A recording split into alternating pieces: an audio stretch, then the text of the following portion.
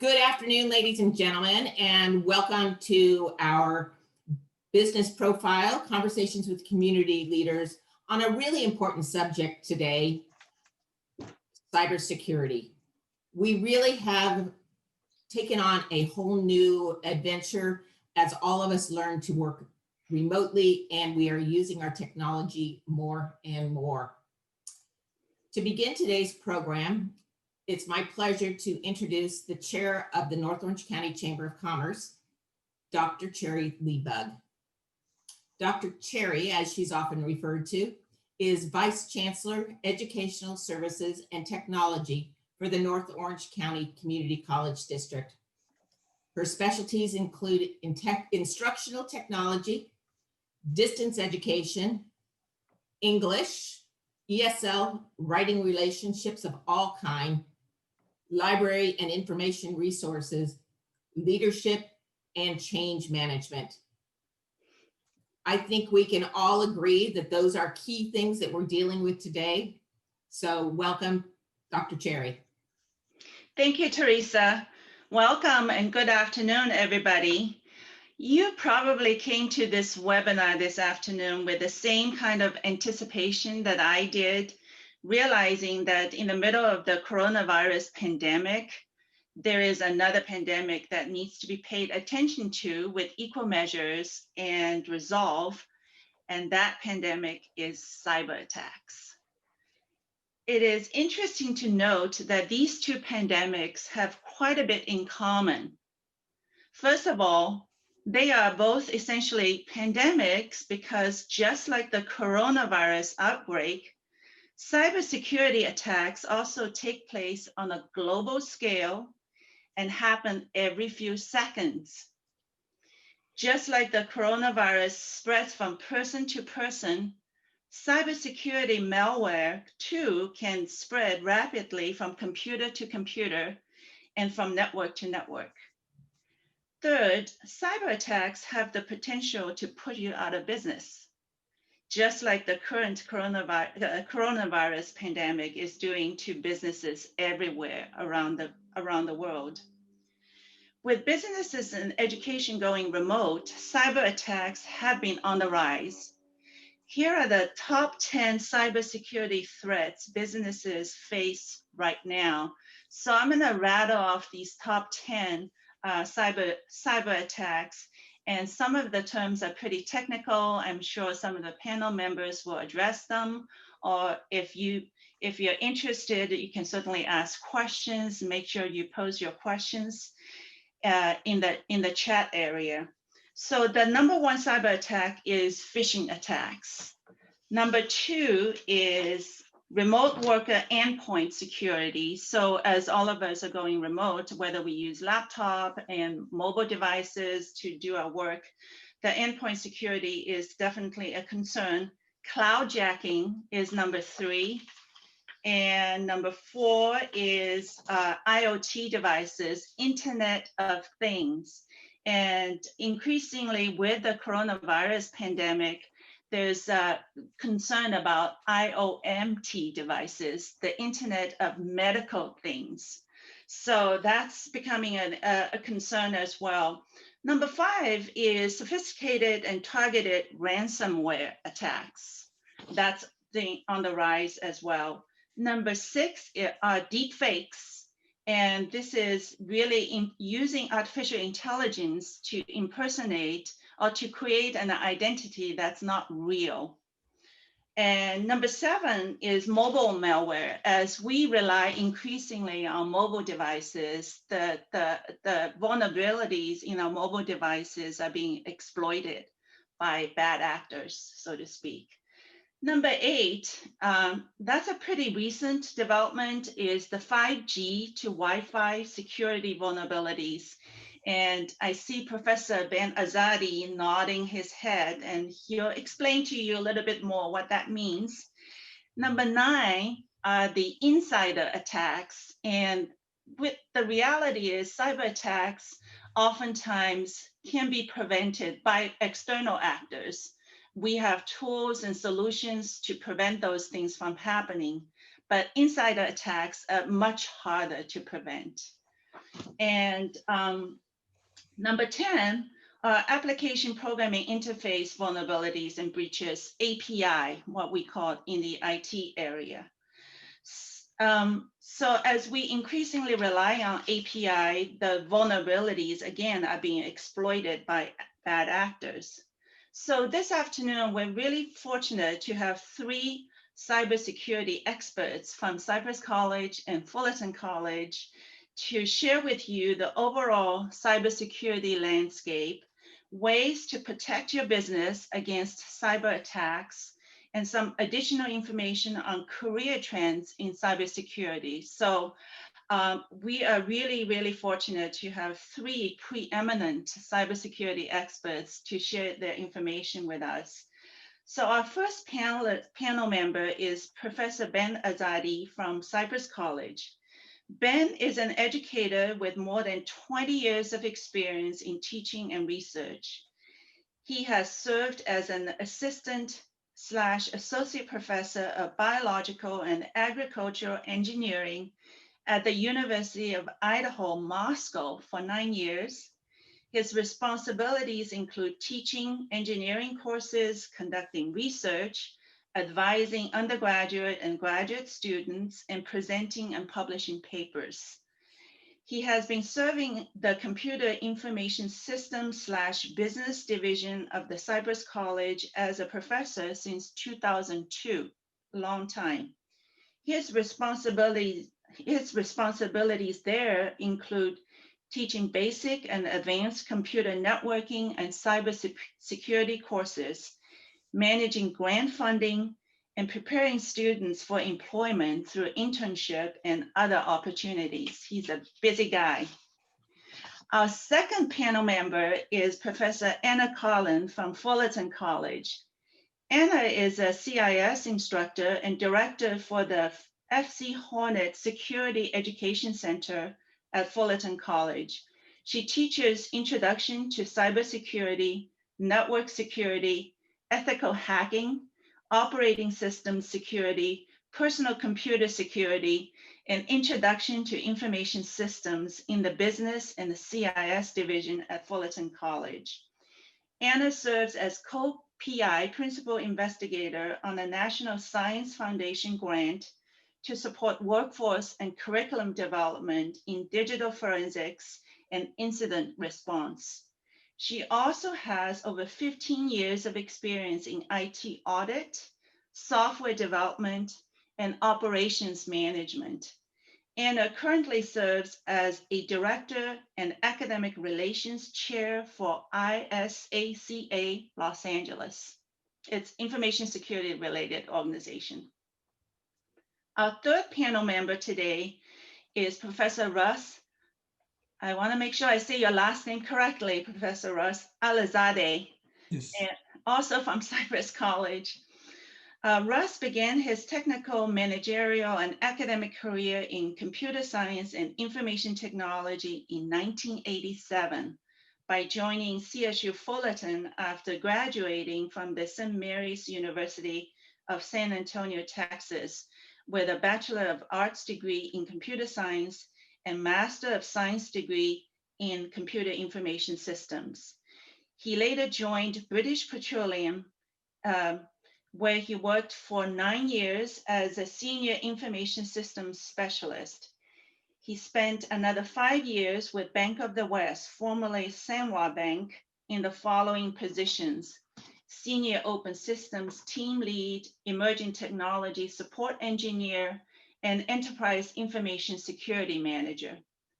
Russ's teaching experience includes over 20 years of instruction in information systems and technology, wireless networking, network management, Windows and Linux operating systems, project management, Microsoft Office, and cybersecurity at the following institutions: University of Phoenix, Westwood College, Mount Sierra College, Keller Graduate School of Management, El Camino College, Miracosta College, and for the last 4 years at Cypress College as a professor.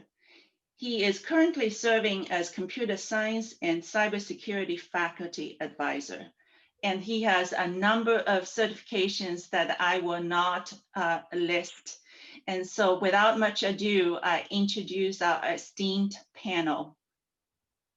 I just want to thank Kerry and NOCC and the Chamber for giving us this opportunity to come up with a short, webinar, informational webinar on cybersecurity awareness.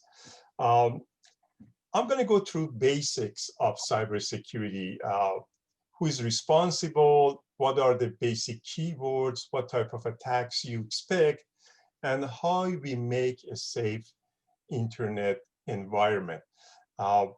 Professor Ann is going to go over the ID theft prevention and protection, and Professor Russ is going to go over the cybersecurity careers and outlooks. So who is responsible for cybersecurity?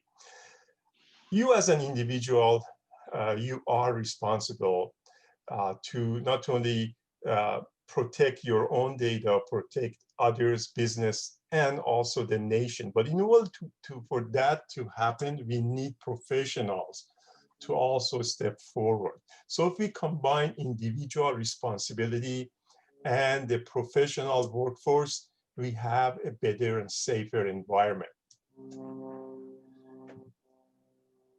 The keyword you hear a lot in cybersecurity attacks is malware. Malware is a malicious software that does harm to your computer. You can actually download the malware and it can do things on your computer, change your computer configuration, delete your files, collect information that is going to be harmful to you later on, redirect you to another website, and all of that are considered some of the potentials of a malware. How do you protect yourself from malware? You know, endpoint security is very important. So you need to have proper antivirus. You have not only to put antivirus there and make sure to update it and also update your operating system.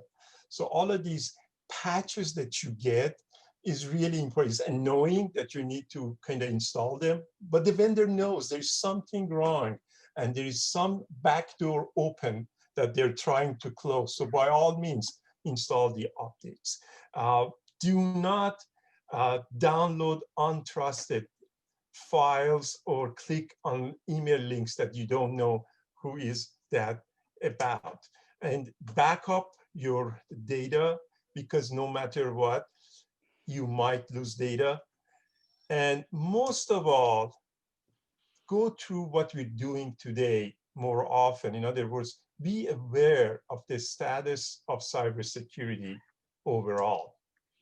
So there are three categories of malware. The first one is called a virus. Just like a virus that you get and get sick, and a virus cannot exist outside your body. A malware virus cannot exist by itself. It has to attach itself to a file. Usually it's a .exe file. And when you execute it, it distributes and causes harm. So unlike a virus, a worm is a self-containing file, is independent.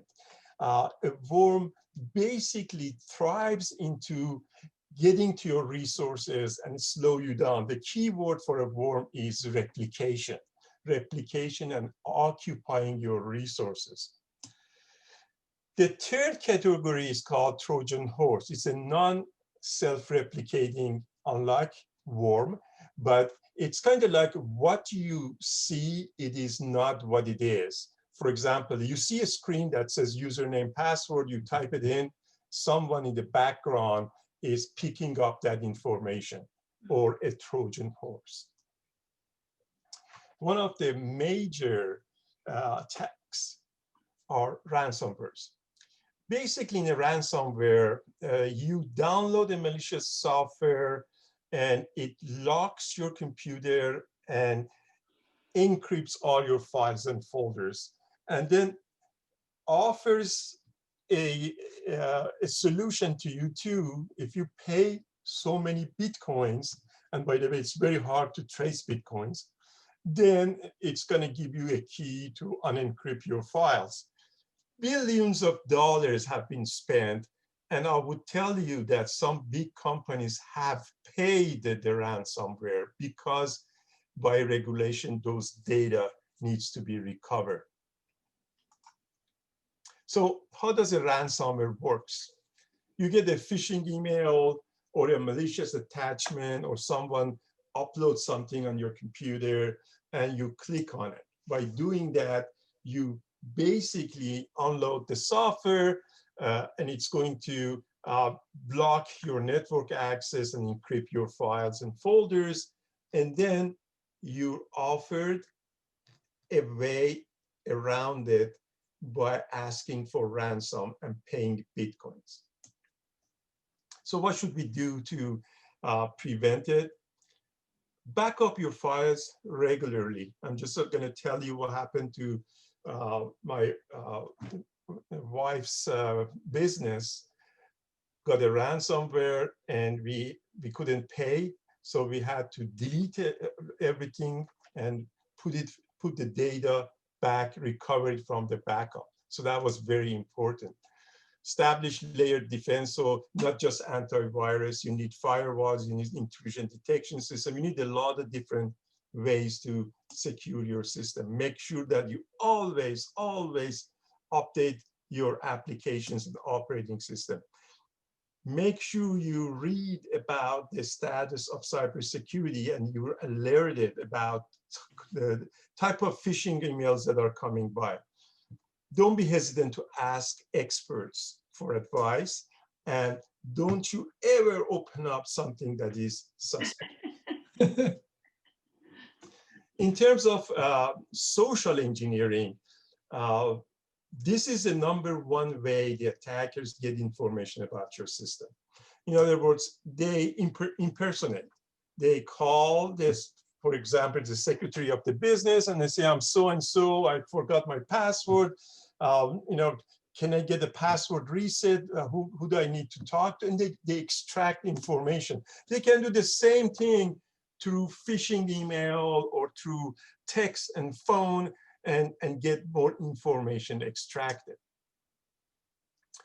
Spear phishing is basically target phishing. In other words, now you want certain person or organization within the company as your target. So you try to gather information around that person and try to use that information to get to the data of that organization.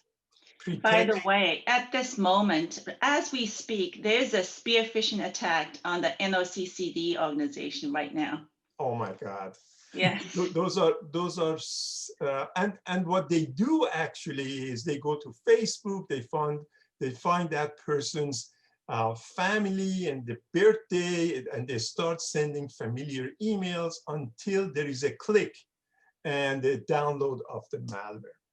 You're all familiar with spam, unsolicited email, very annoying, but at times it also has harmful links, and you have to have spam filters and make sure you tune your spam filters. Baiting, you find a USB on your desktop and it looks so innocent. You just say, okay, I want to know who that belongs to. Let me put it in my computer and see what is in there. And that's it. You just were baited. Tailgating, physically somebody following you and trying to go through a door unauthorized, or shoulder surfing, trying to look over your shoulder. That's why we recommend like having filter screens on your monitor. Dumpster diving. I mean, the practice of having sensitive data and you throw it in trash without, shredding it first. There is a lot of talk about hoax. Hoax is an email that has a specific components to it. First of all, there's a request that you need to send this message to as many people as possible. Then there is a threat or a consequence if you don't do so. If you don't do so, I will do this and that. And there is a fake source address, even though at times the domain name is good or org, but if you check the email address, it's a fake email address. And there are not much detail about the author. And usually time is very vague in this email. How do you recognize a phishing scam? And obviously everyone has experience. I mean, someone from Africa sending you an email and telling you that, you know, you won so-and-so, we just need your account to give you the money. There are components you look into. Check to see who's sending it. For example, right here I see the bank is misspelled, BNK, or there is no name at the end. Hover over the link that they're trying you to click on. Do not click on the link, but be able to kind of copy the link and see if it's a legitimate link. There is usually urgency involved in what they are looking into, so they say it's urgent. To avoid it, take that link to a separate web page and open it. See if it opens at all. Use a multi-factor security, and we're going to talk about that later on. And make sure that you do user awareness, whether by simulated phishing attacks or even listening to your IT that sends information about recent phishing email. System hardening. So end devices are very precious. You want to harden them, that means secure them, minimize the threats. One of the things you want to do is create non-administrator accounts and give it to your users, so the users don't have high privileges. You use the administrator account only if you want to install applications or do things that requires it. Password complexity is very important, lower uppercase and special characters and enough length of characters. Disable unnecessary services. Windows 10 alone has 240 services that are running by default. These are all backdoors that are being opened for the attackers. So we want to close as many services as possible. You need to turn on your Windows firewall to make sure that some packets are filtered. Update your operating system, update your antivirus system, and disable remote access unless you need it, unless you have, for example, contact with IT support and they want to like remote desktop to your computer. I talked about multi-factor authentication. It's kind of you going to an ATM machine. You don't have only one way to authenticate yourself, but several different means, like something you have. For the ATM machine, that would be a smart card. That would be your ATM card. Something you know for the ATM machine, that would be your PIN number. There are times that there might be biometrics factors, for example, your fingerprint. So multi-factor authentication, meaning different categories of authentication at the same time. I'm pretty sure that at times you want to log in, the system sends you a message to go to your mobile phone and type in a code. That is part of the multi-factor authentication. Last but not least, safe internet habits. There are 5 components. First of all, don't take everything already guaranteed, because even though you have an antivirus software and it is state-of-the-art and updated, there might be a zero-day attack. In other words, there is no antivirus for the malware that was just created. Don't use an easy-to-guess password. I understand that as we get older, it's harder to remember passwords, but you can go to websites, and there are organizations kind of have vaults that you can subscribe to, and they can actually hold your password. They're encrypted, and even they create the password and supply it to you whenever you need it, so that you don't have to even know it. And remember this, how many times we go to Amazon and put our credit card information there? The idea is the moment you store it there so that next time you don't have to input your information, there's less hassle. But if there is a compromise with their database, then your information is also in jeopardy. Don't trust too easy. Don't disclose personal information. Don't friend people that you don't know, especially in social media. So at this time, I'm going to stop sharing and let Anne continue, Professor Anne from Fullerton College. All right, so thank you for that great introduction, Ben. Let's see. So there's three things I want to talk about today, and I'm trying to be aware of the time so Russ will have plenty of time to share his information. But the three things I want to talk about is identity theft, using Zoom as a tool and some of the issues surrounding it, and your smartphones. So a lot of what Ben was talking about was to gain personal information, and a lot of it is used for identity theft purposes, whether it's for getting your credit card information, your bank information, anything regarding, say, your utilities to establish residency in certain parts of the world, whatever the case may be. But once they get that information, it's being used to open up other credit card accounts, run them up to the maximum dollar amount allowed for that credit card.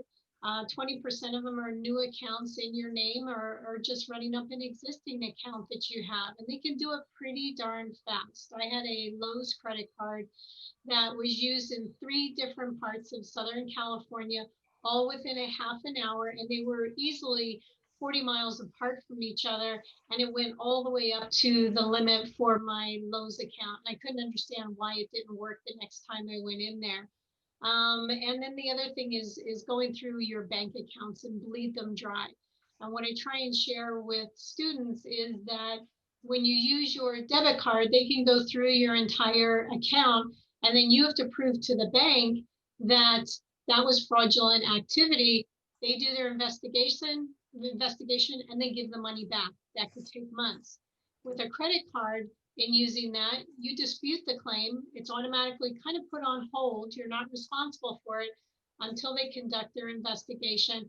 And then once they're done with the investigation, either it's charged back to you or it's waived from your account.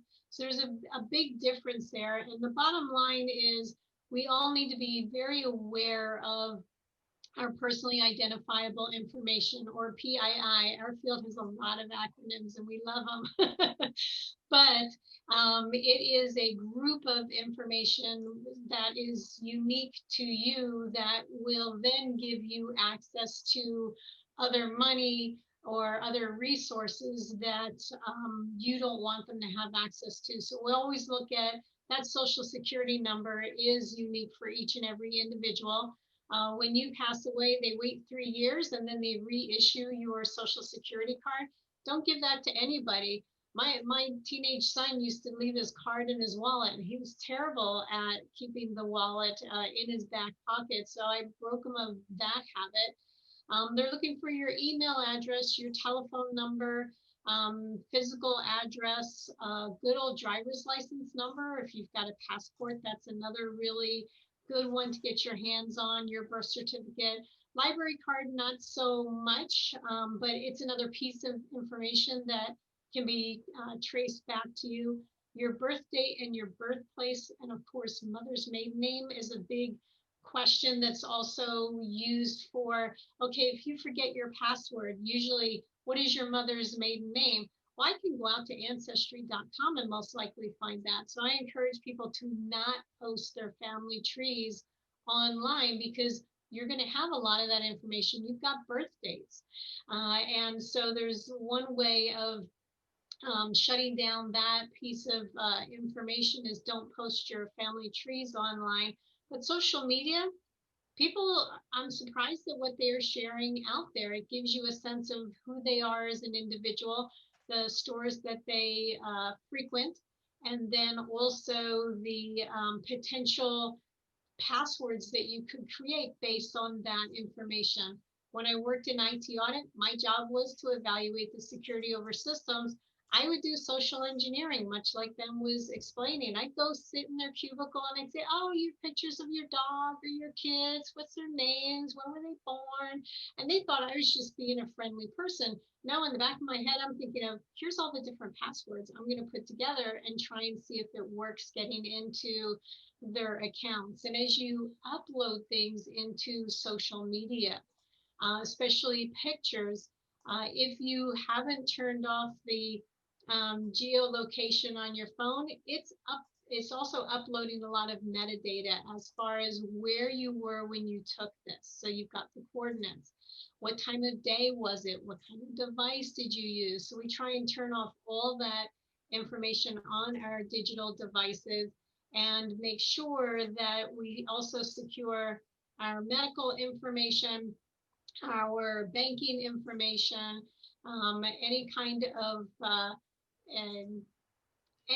of what we call personally identifiable information. And California has been very good at protecting that. They've outpaced what the rest of the nation has done, because we are one of the probably the 5th wealthiest economy in the world, which also makes us a target.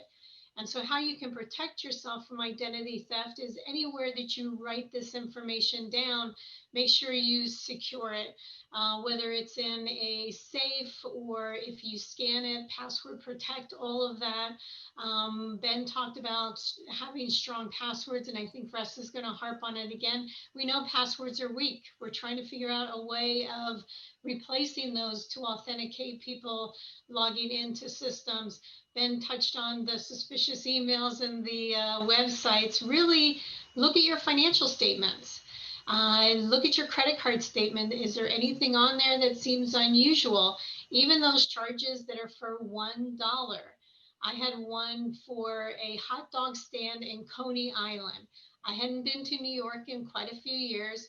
And so I called American Express and said that this was not my charge. And they said, no big deal. And I said, but $1 charge is typically an indicator of they're testing to see if this is a good credit card number. Does the charge go through? Which inadvertently means usually in about anywhere from 2 weeks to 6 months later, there's going to be a run on that credit card. They'll sell the credit card number and run it up to the maximum limit. Make sure you use the 2-factor authentication that Ben talked about.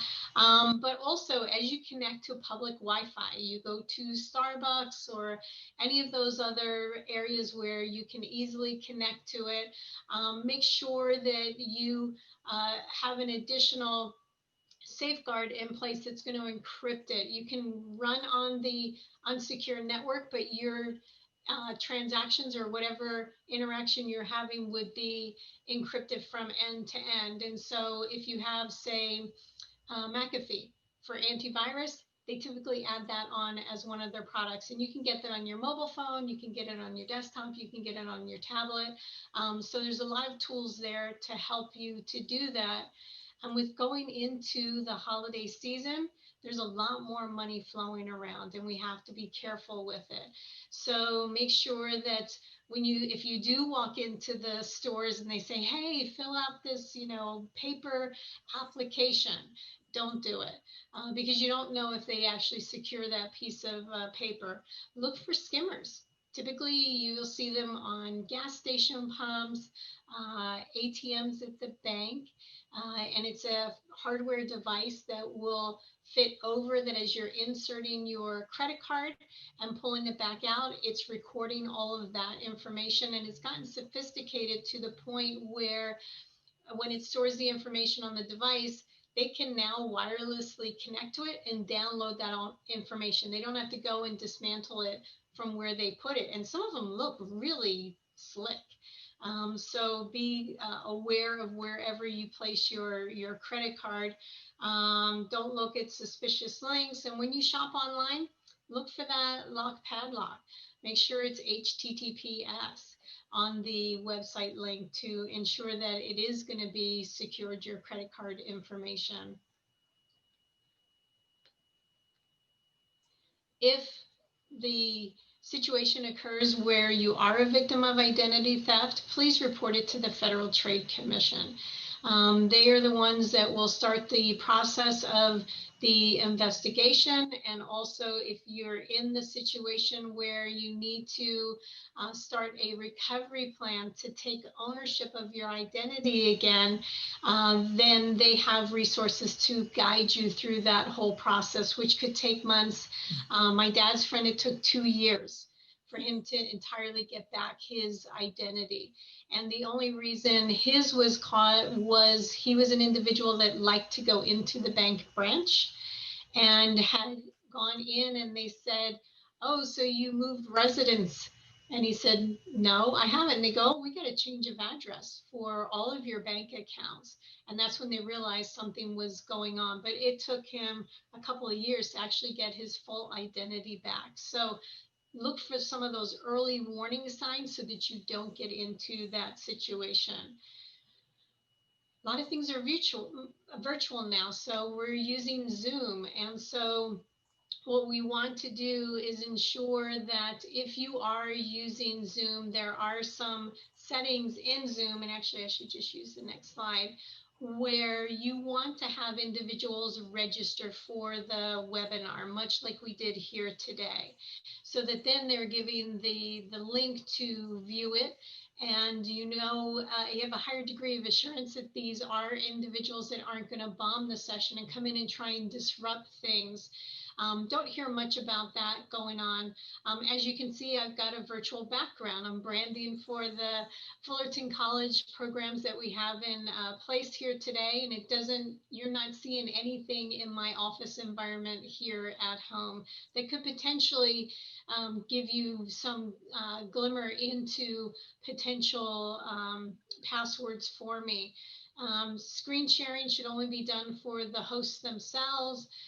File sharing should only be done by the hosts themselves. And these are all different things that you can set in Zoom, as well as like a password to the invitation, so that only authorized individuals get into your Zoom sessions and don't disrupt them. And then the last thing I want to talk about is those smartphones.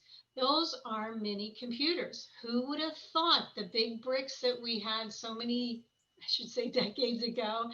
Now you can do so much with those.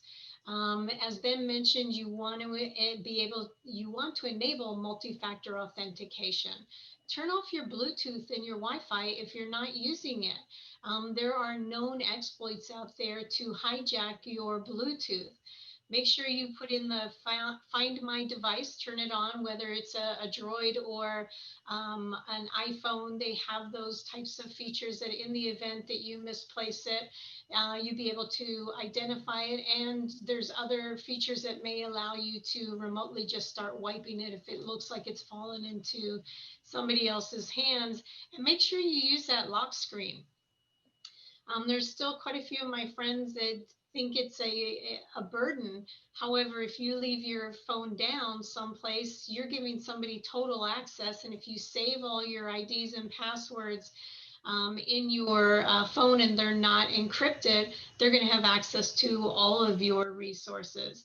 Always, always, always be wary of text messages. We had a lot of phishing text messages. When we got the initial stay-at-home orders, I don't know if the rest of you noticed that you didn't get as many of those text messages. And partly it was because the individuals that were sending those were sent home and they didn't have the infrastructure at home to continue that kind of work. Once people started going back in other parts of the world, predominantly, then you started seeing that picking up again. So just really take a look at the text message, any kind of link in there. If you don't know who it's from, don't click on the links. And always, always, always back up your data, back up your contacts. All the cell phone providers give you that opportunity to back those up into the cloud and back it up securely. And so with our field, there are not enough people going into it. We have high demand and low supply. And so what we've done at Fullerton College is created 3 certificates here that will start you off as a technician with the foundational skills to be able to then dive deeper into the analyst certificate of how do I secure my web applications, which was one of the areas that Dr. Cherry talked about of being highly exploitable. How do I secure my operating systems? How do I secure my network so that when I get to the master certificate, I'm going to be a master of securing my operating system, everything that sits on top of it, and all the different systems that I connect with as a part of my network. So I will turn it over to Russ here. Let me stop sharing. Thank you so much. I'm going to be talking about the cybersecurity careers and outlook and the different opportunities, and it is exploding. And almost every sector now, they trying to learn about cybersecurity. So this is an interactive site, and this is the website. And actually, I'm going to go to that site. It has 2 different category of things. One is career pathway, another one is interactive map. So as I go to that website right here, so those are the 2 you can go back and forth. And this is live, and this is super interactive. So what it talks about the feeder rules. So as you know, when it comes to cybersecurity, you need to protect the network, you need to protect the application, the software and software development, the system engineering. And then there's the risk management and financial and disaster recovery and other area, and the security intelligence. So these are the entry-level position. As you click on any one of them, it kind of gives you all the detail right here.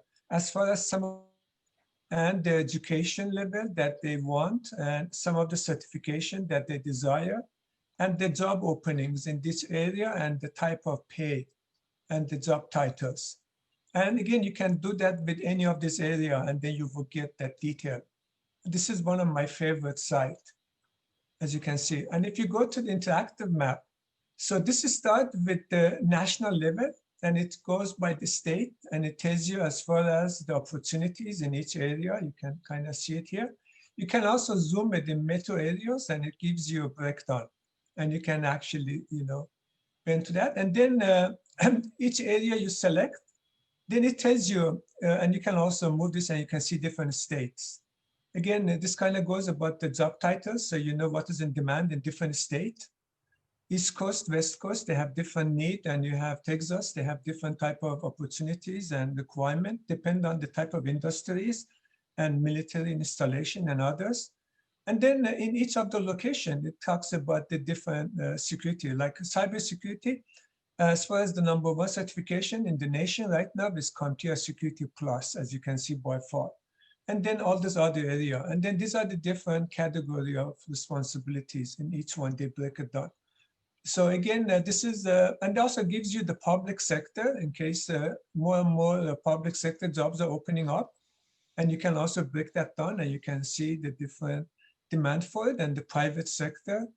So that was the 2 slides that I had, this slide and the next one.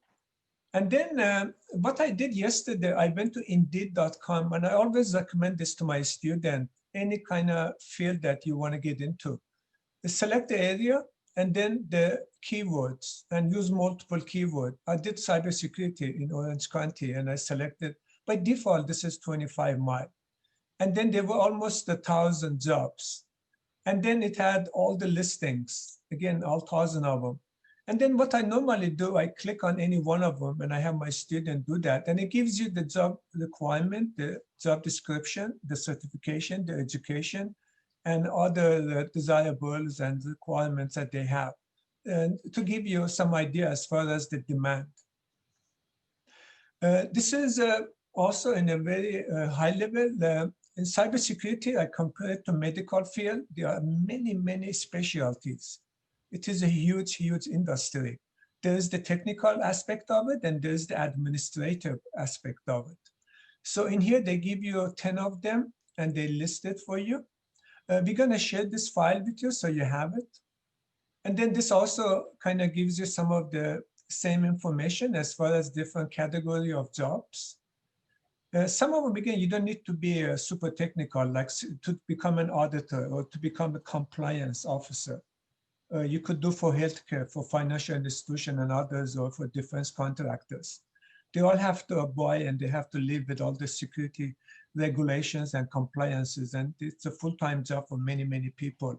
And there are lots of risk management, risk analysts, and there's all this different type of, areas. Contingency planning, disaster recovery, it's another administrative position. Ethical hacking and penetration testing, they become a little bit of more technical.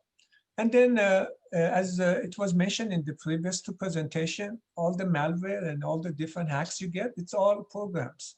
They call it script files. So we require students minimum to learn Python and some scripting. Bash is a script for Linux. This is another infographic. It talks about the different type of job opportunities and different levels of job. This is kind of in a very high level. It talks about all the different certification involved. As you can see, there are hundreds of them. And then it kind of breaks it down by entry level or mid-level or expert level. And then you will see, like, if you want to get into the management, if you have some industry experience in management group, then this might be a good area to tap into. I have many veteran students. I usually recommend them because they have lots of leadership skills. And then you have the security architect or the analyst, and you could be offensive or defensive. We call this blue team and red team. And then you can become in all these different areas. And as you can see, there's all this different certification involved. So what we do, we usually in our college and most colleges, in community college and also universities, we follow CompTIA, which is a vendor neutral, very popular organization. They have certification for different things. This is what they recommend. They want you to do IT fundamental, just to know the basics of IT. They want you to do A+, which is basically like PC technician level knowledge. And they want you to have a networking skill and knowledge. And then after that, then you do the security classes. This is a basic security class. And then you get into penetration testing, which is more offensive. And then the security analyst, which is more defensive. And then you can also learn about Server Plus, because you're going to be protecting the server. So you know how Windows Server, how Linux works, how cloud works. And then there's project management. That's another big skill that usually they like you to have when you go to cybersecurity. This is what we offer at Cypress College. We have a program. It's called Cybersecurity Certificate. It's 5 classes. We start with the certification, as you can see listed here. The 190, we have the ITF Plus and Cloud Essential, and we also do Linux. And then after students finish that, we teach them networking, and they learn about Cisco networking.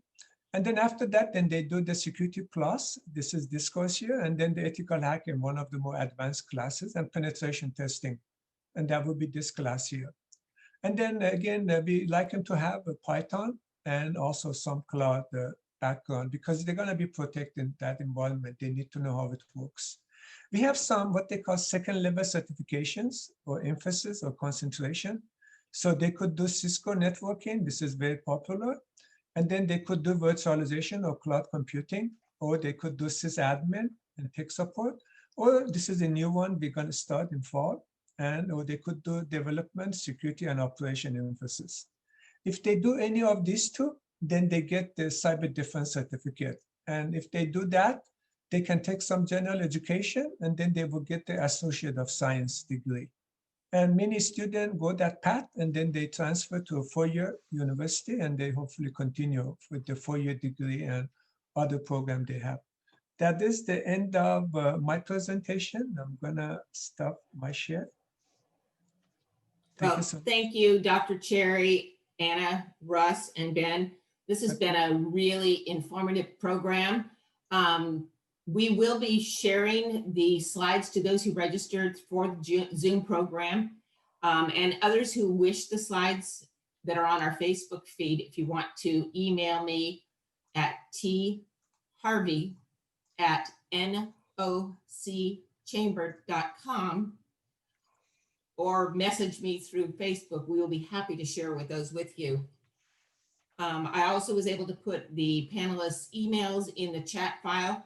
This is such an important topic, and I am really glad to see that our community colleges are covering this at such great depth, because I think that there are good paying careers that, from the number of units that were posted there, within 2 years of real stellar study, maybe 3, you could be well qualified to go out and get a high paying job. And I think right now in our society, that is extremely important.